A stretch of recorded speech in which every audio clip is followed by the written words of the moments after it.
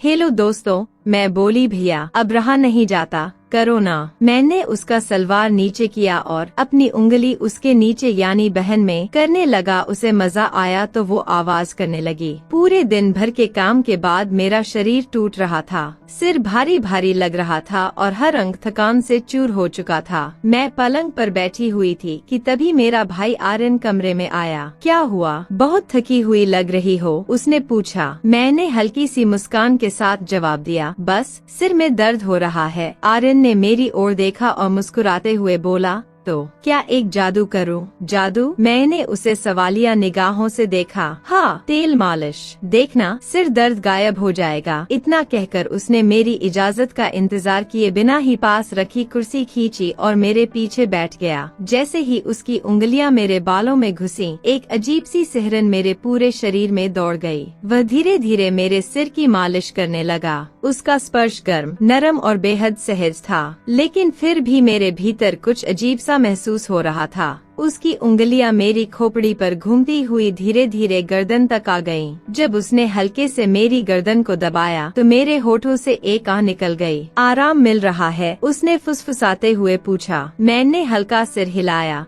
पर यह सिर्फ सिरदर्द से राहत नहीं थी, कुछ और था, कुछ अनकहा, कुछ ऐसा जिसे मैंने पहले कभी महसूस नहीं किया। आर्यन की उंगलियां अब मेरी पीठ के ऊपरी हिस्से तक पहुंच चुकी थी, जहां उसने हल्के से मेरे कंधों की हड्डियों को सहलाया। मैं खुद को रोक नहीं पाई। आर्यन, मैंने धीमी कांपती आवाज में उसका नाम लिया। उसकी गर्म सांसें अब मेरे कानों से टकरा रही थी, मानो कोई रहस्यमय संगीत हो। मैंने आंखें बंद कर ली। यह स्पर्श, यह निकटता, सब कुछ इतना नया था। पल भर के लिए कमरे में सिर्फ हमारी सांसों की ध्वनि गूंजी। फिर अचानक एक कोमल झटका। उसने अपने नरम गीले होंठ मेरे कंधे पर टिका दिए। उस छुअन ने मेरे शरीर में विद्युत सी दौड़ा दी। रोंगटे खड़े हो गए। धीरे से मैंने करवट बदली और उसकी आंखों में झांका। वह भी मुझे देख रहा था। उसकी निगाहों में एक तड़प थी, एक अनकहा प्रश्न। शब्दों की जरूरत नहीं थी। उस रात तेल मालिश के बहाने हम दोनों ने एक दूसरे को एक नए रूप में पाया, जहां शब्द नहीं सिर्फ एहसास थे।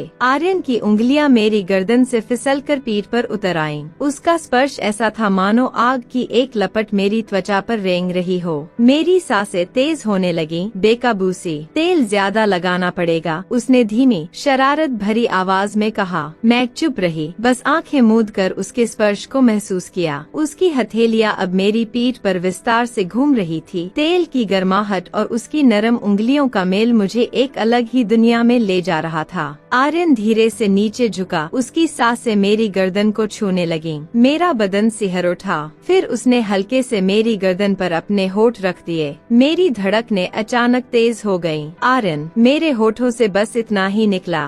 कुछ मत कहो, उसने फुसफुसाते हुए कहा और उसकी उंगलियां फिर से मेरी पीठ पर नाचने लगीं, धीरे धीरे नीचे खिसकती हुई मेरी कमर तक पहुंच गईं। मैं खुद को रोक नहीं पा रही थी। उसके स्पर्श में एक जादू था, एक ऐसा आकर्षण जिसे नजरअंदाज करना मेरे लिए असंभव था। तू जानती है, मैंने हमेशा तुझे अलग तरह से महसूस किया है।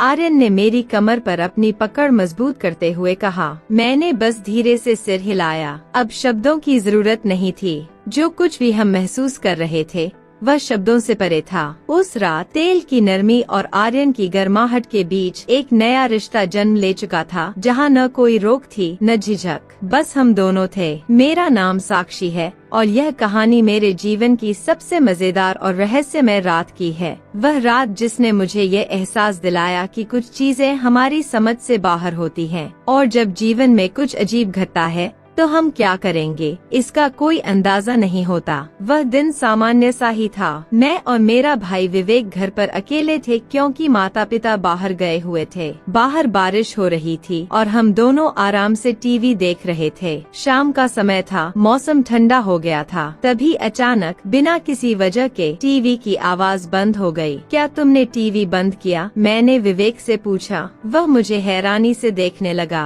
नहीं, ऐसा कैसे हो सकता है? हम दोनों स्क्रीन को देखते रहे और फिर अचानक चैनल खुद ब खुद बदल गया। कुछ समझ नहीं आ रहा था। मैंने सोचा शायद कोई गड़बड़ होगी, लेकिन फिर अचानक कमरे में हवा का एक झोंका आया और माहौल ठंडा होने लगा। ऐसा लगा जैसे कोई मुझे घूर रहा हो। जैसे ही यह ख्याल मन में आया, पीछे से एक हल्की सी हंसी सुनाई दी। मैं डर से कांप उठी। विवेक भी घबराया हुआ लग रहा था। क्या तुमने सुना? कोई हंस रहा था? मैंने डरते हुए पूछा। विवेक ने कांपती आवाज में कहा, मुझे तो कुछ नहीं सुनाई, लेकिन तुम सही कह रही हो, कुछ अजीब जरूर हो रहा है। तभी अचानक बिना किसी वजह से घर की लाइटें चली गई और कमरा अंधकार में डूब गया। हम दोनों बिजली ठीक करने के लिए बाहर भागे, लेकिन जैसे ही हम बाहर निकले मुझे लगा कि हम अकेले नहीं हैं। हवा और भी ज्यादा बर्फीली हो चुकी थी और उस ठंड में कुछ अशुभ सा छुपा था। मेरी सांसें तेज हो गई, दिल धड़कने लगा। हमें किसी से मदद लेनी चाहिए, मैंने विवेक से कहा। लेकिन तभी मेरे मन में एक डरावना ख्याल आया। क्या यह सब किसी अलौकिक शक्ति का कमाल था?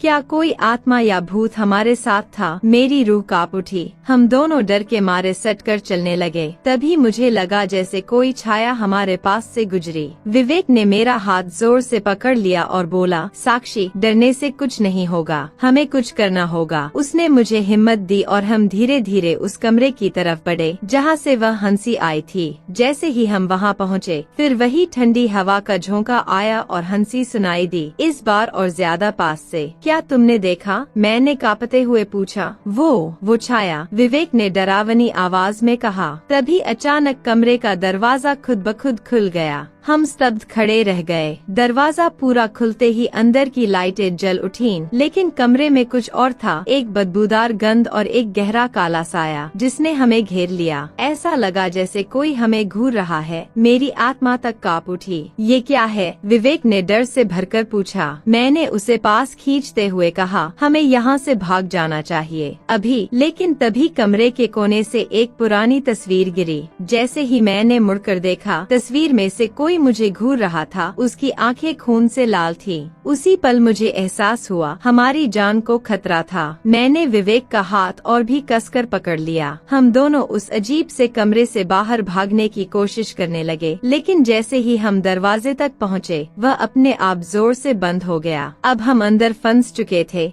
बाहर जाने का कोई रास्ता नहीं था। कमरे में घना अंधेरा छाया हुआ था और वही डरावनी गंध हवा में घुलने लगी, जैसे कोई सड़ी हुई चीज वहाँ मौजूद हो। हवा इतनी ठंडी हो गई कि हमारी सांसें धुएं की तरह दिखने लगीं। विवेक बुरी तरह घबरा गया था। उसकी आंखों में डर साफ झलक रहा था और वह लगभग रोने ही वाला था। साक्षी, मुझे डर लग रहा है, यहाँ कुछ तो है, ये सब सच नहीं हो सकता, उसने कांपती आवाज में कहा। मैंने उसे शांत करने की कोशिश की। ध्यान रखो, हम दोनों साथ हैं, कुछ भी हो मैं तुम्हारे साथ हूँ। पर मेरा भी दिल धड़क रहा था। एक अजीब सा डर मन में घर कर गया था। तभी मेरी नजर उस कमरे की दीवार पर पड़ी। एक काली छाया, जैसे कोई परछाई, धीरे धीरे हिल रही थी। वह छाया दीवारों पर नाचती हुई हमारी ओर बढ़ रही थी। जैसे ही मैंने उसे देखा, मुझे लगा वह मुझे घूर रही है। मेरी सांसें तेज हो गईं। साक्षी, तुम देख रही हो? विवेक की आवाज कांप रही थी। वो हमारी तरफ आ रहा है। मैंने विवेक की ओर देखा। उसके चेहरे पर भी वही भय था जो मैं महसूस कर रही थी। और फिर अचानक वह छाया हमारे सामने आकर ठहर गई। उसकी मौजूदगी से हमारे शरीर में एक सिहरन दौड़ गई, जैसे कोई बर्फीला हाथ हमें छू रहा हो। तभी एक कर्कश आवाज गूंजी, तुम दोनों हमारे घर में क्यों आए हो? मैं डर से सिहर उठी। विवेक ने मेरी ओर देखा और हमने एक दूसरे का हाथ और भी मजबूती से पकड़ लिया। हमें माफ कर दो, हमारा कोई बुरा इरादा नहीं था, मैंने कांपते हुए कहा। उस छाया ने एक भयानक हंसी हंसी, जिससे रोंगटे खड़े हो गए। तुम दोनों को यहाँ से निकलने का कोई रास्ता नहीं मिलेगा। हम पूरी तरह से स्तब्ध थे। क्या हम सच में इस जाल से बच पाएंगे? क्या हम जिंदा वापस जा सकेंगे? तभी विवेक ने अचानक अपनी जेब से एक छोटी सी ताबीज निकाली और उस छाया की ओर बढ़ाते हुए गरज कर कहा, तुम हमें परेशान नहीं कर सकते। हम जानते हैं तुम हमारे सामने नहीं टिक सकती। जैसे ही ताबीज की रोशनी उस छाया पर पड़ी, वह जोर से चीखी और एक पल में ही गायब हो गई। कमरा फिर से शांत हो गया, जैसे कुछ हुआ ही न हो। हम दोनों ने एक दूसरे की ओर देखा, सांस लेते हुए। यकीन नहीं हो रहा था कि हम बच गए थे। लेकिन उस रात ने हमें सिखा दिया, कभी कभी कुछ रहस्य हमारी समझ से परे होते हैं और उनका सामना बड़ी साहस से करना पड़ता है। विवेक ने मेरा हाथ थाम लिया और धीरे से कहा, चलो हम यहाँ से निकलते हैं। यह घर हमारे लिए नहीं है, हम दोनों धीरे धीरे उस कमरे से बाहर निकलने लगे। तभी अचानक दरवाजा फिर से खुल गया और हम घर से बाहर आ गए। जैसे ही हम बाहर खड़े हुए, एक गहरी राहत की सांस ली। लेकिन वह रात, वह डर और वे अजीब घटनाएं मेरे दिल में हमेशा के लिए बस गईं। आज भी जब भी मैं अकेली होती हूँ, उस रात की यादें मुझे घेर लेती हैं। मुझे लगता है कि उस साये ने हमें सिर्फ एक चेतावनी दी थी। हमें समझ जाना चाहिए था कि कुछ रहस्य ऐसे होते हैं जो कभी सुलझाए नहीं जा सकते। अब हर रात जब मैं सोने जाती हूँ, मुझे डर लगता है कि कहीं वह साया वापस न आ जाए। हम दोनों घर के बाहर खड़े एक दूसरे को देख रहे थे। तभी विवेक ने कहा, साक्षी, मुझे लगता है हमें इस घर से दूर चले जाना चाहिए। यह जगह अब हमें कभी शांति नहीं दे सकती। मैंने सिर हिलाया, लेकिन मेरा दिल घबरा रहा था। हम दोनों थके हुए थे और उस भयानक अनुभव से दूर कहीं शरण लेना चाहते थे। विवेक ने मुझे अपने कंधे का सहारा दिया और हम चुपचाप चल पड़े, मानो कोई हमें देख रहा हो। हमने पास के एक होटल में रुकने का फैसला किया, लेकिन मुझे लग रहा था कि अब कुछ भी सामान्य नहीं रहा। जब भी मैं आंखें बंद करती, उस साये की टकटकी मेरे सामने तैरने लगती। क्या वह सच में गायब हो गया था, या फिर वह हमें डराने के लिए किसी नए जाल में फंसाने की तैयारी कर रहा था? होटल पहुँचते ही मैंने तुरंत कमरे की खिड़की बंद कर दी। रात का समय था और चारों ओर सन्नाटा छाया हुआ था। होटल में कोई दूसरा मेहमान नजर नहीं आ रहा था। जैसे ही हम कमरे में बैठे, मैंने विवेक से पूछा, क्या तुम्हें भी लग रहा है कि कुछ गलत हो रहा है? विवेक ने गहरी सांस ली और बोला, हाँ, लेकिन अब हमें आराम करना होगा। मैंने लाइट बंद की और सोने की कोशिश की। तभी अचानक कमरे में तेज हवा का झोंका आया। खिड़की का पर्दा लहराने लगा और एक अजीब सी गंध हवा में फैल गई। मैंने सोचा शायद मैं थकान से भ्रमित हो रही हूँ, लेकिन फिर किसी ने मेरे कान में धीमी कर्कश आवाज में फुसफुसाया, तुमने मेरे घर में क्यों कदम रखा? मैं ठंडे पसीने से तरबतर हो गई। वही आवाज,